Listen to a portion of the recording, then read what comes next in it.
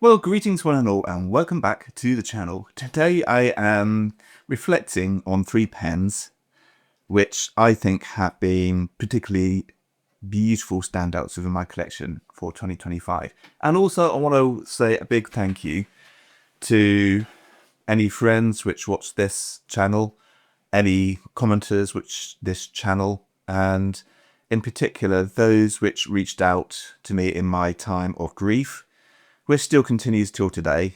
I lost my mum earlier this year. As anyone who watched my chrysanthemum video will know, she was not in a particularly great state when recording that video. So it's been a challenge this year on so many different levels, but I won't go into all the negativity. Just know that your thoughts and your thanks have been and still are appreciative. We are here today to firstly wish you all a very Merry Christmas, but also to have a look at three very beautiful fountain pens, which are my 2025 pick of the year.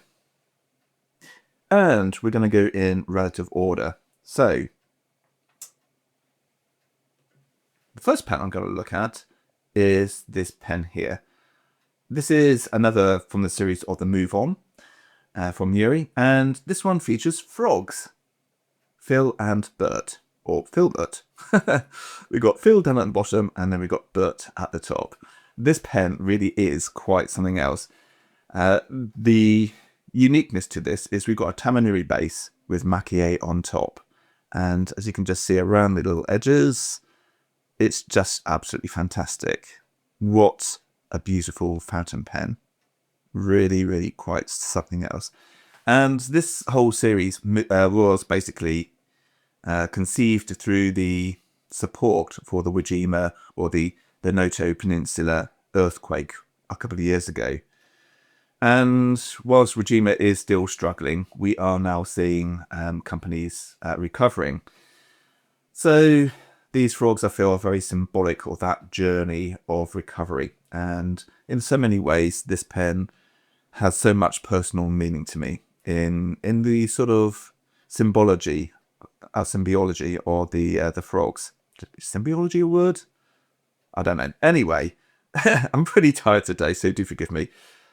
You just got lovely little elements like the lily pads down there, frogs on a branch, frog jumping out of a pond. Just, it really is an absolutely stunning pen. And what I love particularly about this is the restraints of it. And I'm not going to go into a full review, but I could talk and gush on for hours on this pen. I just love the restraint of this. There's so many pens out there, and I've got some in my collection which are, more detailed. But I love the simplicity and the focus on the two frogs. The composition of this pen is beautiful. Next up is probably the technical pick for the year. And whilst I don't have any sort of firm categories for these pens, if there was going to be a technical pen for the year, it would have to be the Gravitas Monster. This pen is fantastic, and despite it having a really large finning mechanism, I have actually written this dry twice. That shows how much I love this pen. The nib is fantastic. The grip for me is spot on. Some people have commented within the Bath Pen group and other meetings I've been to throughout the year that it can be a little bit slippery. And Ben knows. I do have a funny feeling that there may be some other options coming out next year. So if this is something which is for you, but you found the grip a little bit too slippery, then yeah, just know that something's going to be coming along. But what I love about this pen, and I have spoken about this in my review, it's so easy to maintain. When you get to the last few drops and you're done with the ink, or you want to change it, just have to unscrew the section, wash it out. It's so simple. It really is. And then, of course, you could fill up with a syringe if you prefer, just to make sure you get the full fill. But then, of course, you would be missing out on that Kraken finning mechanism, which is really, really nice when you just depress it into a bottle of ink and you see the ink rushing up. It's a magical pen, and it's great to see that we've now got a few different color variants come out from Penventure, and I'll leave that description link in the, well, I'll leave the link in the description below. Sorry. Okay, so that's probably my technical pen of the year. My British pen of the year, of all things. Yeah, I've got into British pens this year, specifically English pens. I haven't got anything from Wales or Scotland. But the British pen of the year is the Yardley Lead Pocket. Now, I've got two other pens. I've got an Anoto Scholar and the Armour of Henry VIII, which is just here, actually. But I love this pen. What I particularly love about this, and this really resonates with my love of craftsmanship, is the hand chasing on it. Now, I've had a few discussions in the comment section on the previous video, people sort of passing it off as not very complex. Whether it's complex or not is beside the point. The fact that someone is taking their time out to handcraft this when they don't necessarily need to, it could just be a plain silver pen, and that would be beautiful too, but just the sort of the ornamental additions to this pen is just superb. Absolutely beautiful. And the fact that it transforms into a full-size pen, as you can see in my hand, it writes beautifully. That makes my British pen of the year. Now, I've got one or two thanks to actually make before we sign off today. And I just want to publicly say thanks to Matt from the Bath Pen Meet. Now, I've been attending the Bath Pen Meet for, I think, a couple of years now.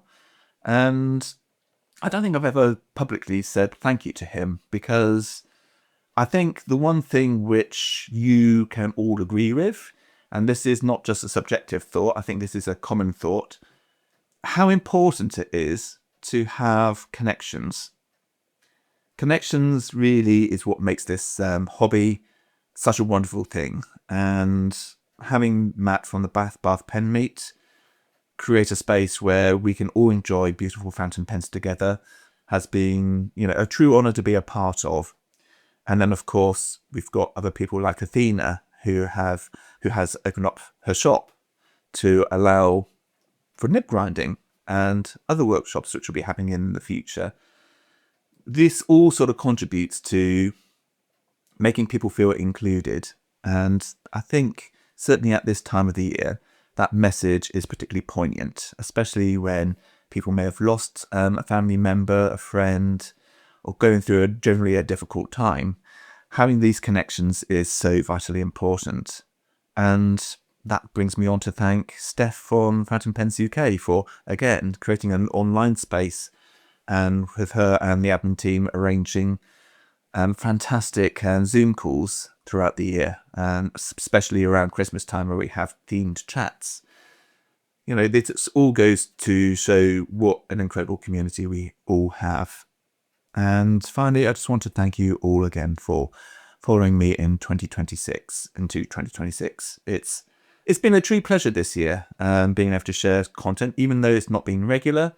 It's always lovely receiving the comments from people, whether they're positive or negative. It just helps to showcase how diverse this hobby truly is. And I have only one more message to say.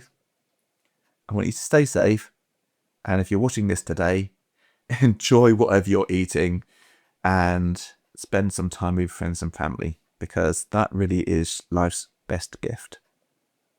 Now, the only thing left for me to say is thanks for watching. Don't forget to subscribe, like, comment, share, and all that good stuff. And I shall see you in 2026. Till next time and next year, goodbye for now.